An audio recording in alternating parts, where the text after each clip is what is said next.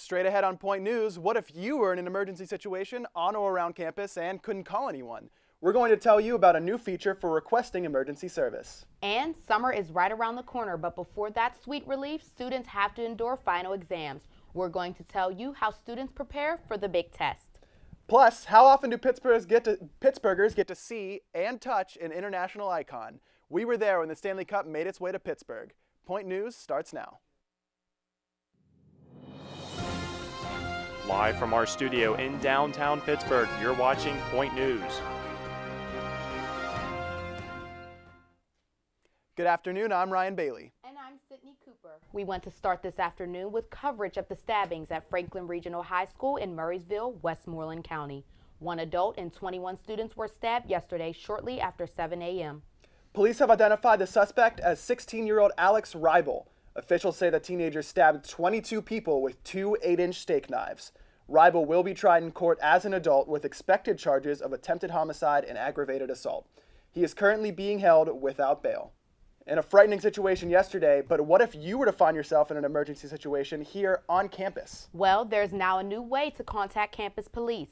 Point Park's campus security just launched a new program where students can text campus police if something urgent is happening and they can't make an actual phone call for help. Any emergency, if you're out and about in the city streets and someone's following you or you're being harassed and you can't necessarily get to your phone to make the call, and you can make that text while you're walking or while you're standing. Number, text 412-267-7847, which is 412-COPS-TIP. Sergeant Black says students should include their emergency they are reporting as well as their location in the text message. Campus police receive the text messages through a dispatch system and will report the location to specify in the text message. An area the size of a football field gave way early Tuesday morning on Mount Washington. Mud and debris covered the train tracks along West Carson Street. Railroad traffic and the Duquesne Incline were closed temporarily. Also, as a precaution, the Lamont restaurant, which sits just above the landslide zone, remains closed until engineers determine it's safe to reopen. And the fountain at Point Park is going to be turned on today, about 2 hours ago from the summer season. After its slumber, Pittsburghers can again be treated to the city's icon. The fountain reopened last June after undergoing an $11.6 million renovation. And the spring semester is coming to an end, and for students that only means one thing: final exams. While this time can be extremely overwhelming, I found out how students are preparing. Final exams are just 2 weeks away, but some students are already getting an early start on assignments and tasks. One University Center staff member tells us what finals week is usually like. There's always students studying. It's usually quiet except when classes are letting out, but everyone's getting books out from course reserve and just studying. In just a few short weeks, students will be filing into the University Center, books in hands, to prepare for final exams. This is one of the busiest times of the year for the University Centers, but staff members are prepared to accommodate students. Students will be able to enjoy extended hours in the weeks leading up to finals. From Friday, April 24th to May 1st, the center will be open until 12 midnight. And for some students, the pressure is already on and those extra hours will be needed. I've basically built up all of my work until the end of the semester, so I have tons of papers and tons of studying to do, so I'm very, very stressed. Preparing for finals can be a very stressful time. Lack of sleep and constant studying can begin to take their toll. Life coach Monique DeMonico has a piece of advice to offer students. Sleep is very important. When we don't have high quality restorative sleep, it inhibits our ability to focus. We are more likely to be irritable and stressed. Our memories will suffer, and our ability to focus and our ability to reason. We're about 2 weeks from finals for most people. So if you start getting your information on your index cards and you start studying a little bit multiple times throughout the day, you won't need to cram. The United Student Government election is right around the corner. This past week, the USG debates were broadcast live on UView for the student body. Candidates for president and vice president took the stand to answer some questions from the debate panel about their goals for Point Park. Students were also able to send their questions via Twitter using the hashtag USGDebates. I would really like to get students more involved, not only in the political aspects of student life, but as well as some of the more fun aspects. Hopefully we can streamline the funding process and we can make things better for that, and then we can be the channel for students to the administration.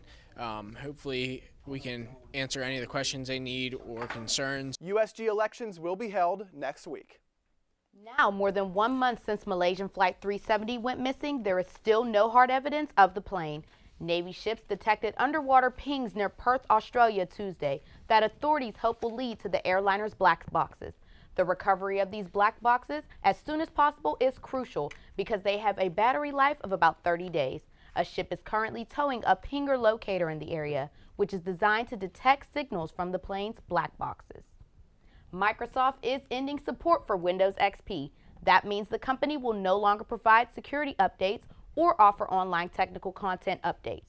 Microsoft is discontinuing Windows XP so the company can promote the newest software used for personal computers. Hundreds of people lined up along Smithfield Street Monday to see the NHL Stanley Cup. The Cup made a stop in Pittsburgh for one day only at Pop-Up Canada, which is a temporary Canadian consulate in downtown Pittsburgh. The Stanley Cup was available for viewing and pictures for a total of 8 hours. We caught up with one Point Park student who was there. He texted me late last night and was like, Stanley Cup's going to be in Pittsburgh. And I said, when and where, I'm going to be there. Pop-Up Canada is open to the public through tomorrow, and the temporary Canadian Embassy is set up in Pittsburgh to show off the growing relationship between Pittsburgh and Canada. Not only was the Stanley Cup in Pittsburgh, Pittsburghers were treated to another marvel this week. She was an American icon, actress, singer, and sex symbol. A 26-foot-tall statue of Marilyn Monroe made a stop in Pittsburgh earlier this week. Point News was there, and we're going to tell you where she was headed. And for many Pittsburghers, running is a major hobby. Well, how about running for good? Coming up, we're going to tell you how you can run to help raise money for animals. We are a social people. We share our inspiration, wisdom, creations, and memories. We share what makes us laugh and what angers us. Built on the notion of a free flow of ideas, our country thrives on the freedom of speech. Without it, who would watch over our governing powers? And how would we share our history to make a difference for the future? It's this freedom to share that gives us a reason to listen.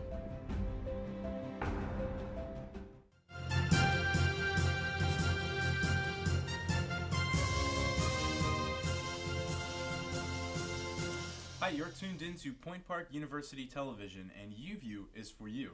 Stacy? Yes, Dan. UView is for you. UView is for you. UView is for you.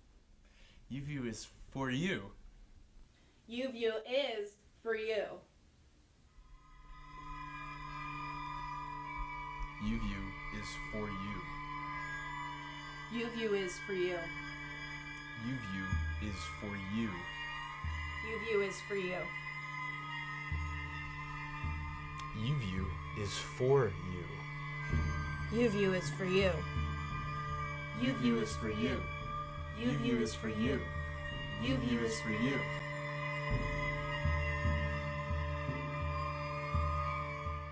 To me, freedom of speech means there are no barriers to voice opinions. Communication is key to a functioning society and relationships in those societies. I believe our forefathers gave us this right so if concerns or problems arise, we have the right to respectively use words, aids, and body language to give our message. Compromise may not always be met, but when it does meet, it opens up the world to new ideas, relationships, and makes the world become a happier place. Pittsburgh was home to a 26-foot-tall Marvel Monday afternoon. Marilyn Monroe in statue form made a stop in Pittsburgh for about an hour. Forever Marilyn was created by sculptor Seward Johnson. The statue's cross-country tour began in Palm Springs, California. It stopped in various cities before ending up in New Jersey for an exhibit honoring its designer. While here, Marilyn Monroe moved into the age of social media. People were able to get their pictures taken and use the hashtag #ISawMarilyn. Running. It has become an extremely popular hobby. Now you can run for a cause to help our furry friends. Reporter Johnny Frywald tells us how you can raise money for the Western Pennsylvania Humane Society. Many people run each year in the Pittsburgh Marathon. Some people use this hobby to raise money for those in need, like the animals here at the Western Pennsylvania Humane Society. Run for a Reason is an initiative where participants in the race can fundraise for animals in need. There are 70 runners participating this year, including the executive director of the Western Pennsylvania Humane Society. This is the third year runners have been able to raise money for the Humane Society. Each year, participation and donations grow. So in the first year, we raised 25, and then we went from 25 to about 67,000. So we're setting our sights at about 100 grand this year. We'll go directly to helping the animals. These funds allow the Humane Society to shelter more animals, hire more staff members, and do general upkeep to the shelter. Those not running in the race but who would like to donate can always go to www.wpahumane.org. If you're going to watch the Pittsburgh Marathon, you can spot those running for a reason by their Humane Society t-shirts. For Point News Reporting, I'm Johnny Frywald. A trio of Point Park students had a brave idea to leave behind modern technology and travel the country. Not only did they take the trip, they documented it all. Coming up, we'll meet those students who are sharing their story of how they got the money to make their incredible journey possible. Now we all know it's nice and sunny outside today. I'm Johnny Frywald, and I'll be here with your weather report after the break.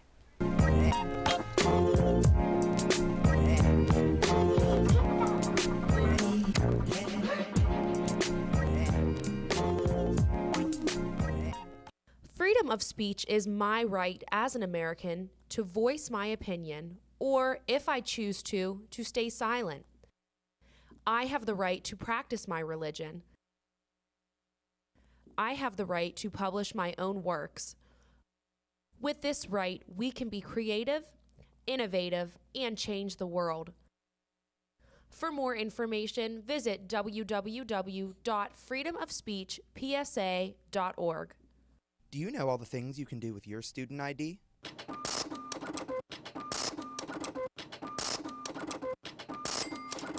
Along with getting discounts to some of the restaurants around campus. Showing your Point Park ID can net you deals on tickets at theaters in the Cultural District. To check out all the current options, just search Student Discounts on the Point Park University homepage. An expression, a belief, a symbol, freedom to worship, an unspoken word. To express yourself means standing up for what you believe in. There's a freedom to worship and a freedom to live. To speak never saying a word, to love, to let your voice be heard. The light of your own path. For more information, visit www.freedomofspeechpsa.org.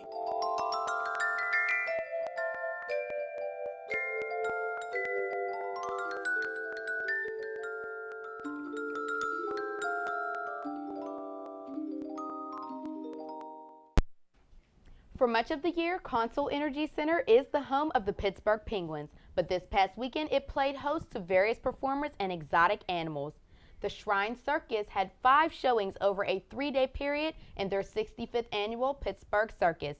Families from all over came to town to see the fun, but it wasn't just parents and little kids enjoying the action.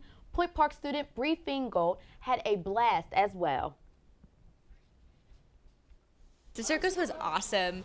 It brought back all these childhood memories that I used to have. Last time I went to the circus was when I was 7 or 8 back at home. So it was really cool to see all of the fun acts and all the animals and stuff. It was awesome. By the Shrine Circus goes toward the 22 Shriners Children's Hospitals throughout North America. It's a dream many people share, to travel the country. For 3 Point Park students, this dream became a reality last summer when they decided to make a documentary of their travels. Point News reporter Courtney Joden has their story. Would you take a road trip across the country for 30 days, leave behind all modern technology, and document the entire journey on film? Well, that's exactly what 3 Point Park Cinema major students did for their summer vacation. But it's much more than that. These 3 friends wanted to do more than take the road trip of a lifetime. They also wanted to share it with everyone. So Dan Helbling, Alden Roth, and Mike Cooknick brought along a camera and are turning their adventure into a documentary called The Whole Damn Nation. The idea was sparked from a picture of the Salt Flats. I went to Alden and we barely even knew each other. It was probably into a month of our friendship or something like that. And I was like this is really awesome. I really want to go here. And he's like, you want to do it this summer? And I said, absolutely. And we shook hands on it. And then after like a couple, like probably days, we were talking about it, and we decided we should probably ask Mike to go. Last summer, the Point Park sophomores covered over 11,000 miles in 28 states, including iconic places such as Yellowstone, the Badlands, and the Grand Canyon. The cinema students created a Kickstarter account so people could donate online. They were hoping for $5,000 but were surprised to raise over $7,000. While that sounds high-tech, they intentionally avoided using any modern technology on the trip. I think it would have been much more difficult to use technology. If we were just, tied to our phone or our GPS, it wouldn't have been much of an adventure at all. But I mean, it's just, if you have your nose in your phone, you're missing so much. They are hoping to finish editing The Whole Damnation by this fall and then proceed to enter it into various film festivals. We want people to see this movie not for us and not for any fame or monetary gain on our part, but really just so that people get inspired. You can find more information on The Whole Damnation on YouTube or Facebook. Reporting for Point News, I'm Courtney Joden. Well, you know what they say, April showers bring May flowers. And we've seen a fair amount of rain so far this April. Johnny Frywald is here now with the weather. Johnny, is spring finally here to stay? Well, Ryan, it might be spring and there's still going to be some showers, but it's pretty nice out today. So we can see there's a low pressure system moving into the area. That means there's going to be some rain in the region. But today we haven't seen any signs of that so far. We have a very nice day out today. It started out about 42 degrees this morning. Now you look forward to your evening commute, you might want to roll down your windows because it's going to be about 69 degrees. That warm temperature is going to continue throughout the weekend. On Friday, we have temperatures high of 62 and a little bit of that precipitation starting into the area, but no precipitation on Saturday, a high of 69 and very sunny. Sunday, the temperatures are going to continue to rise with a high of 72, but it's going to be a little cloudy. Now, Tori, how is the weather treating the golf team this season? Johnny, the Point Park University men's golf team won its first spring tournament Saturday by 26 shots. They traveled to Kentucky where they medaled at the Berea College spring event. The team plays again in Ohio tomorrow and Saturday. Meanwhile, the women's golf team is teeing it up today for the first time this spring season. They are playing at the St. Vincent's International in Latrobe. The Point Park baseball team traveled to Seton Hill on Tuesday. The Pioneers lost 13-12. The next baseball game is scheduled for today at 4 o'clock when they travel to Pitt Greensburg. In softball, the Pioneers took on Carlo Tuesday for a doubleheader and won both games. And the Pittsburgh Pirates are away on a 9-game stretch. They play the Cubs today in just a few minutes. The game starts at 2:20. This will be the third and final game of the series. The next series will be played against the Brewers starting tomorrow. And looks like students at the University of Connecticut have something to cheer about. Both the women's and men's teams, both the women's and men's basketball teams won the 2014 NCAA championships. The men's team beat Kentucky and the women's team beat Notre Dame. This is the second time both the men's and women's teams have won the championships in the same year. Well, that does it for Point News this week. Be sure to join us next Thursday live at 2 p.m. Have a great week, everybody. So.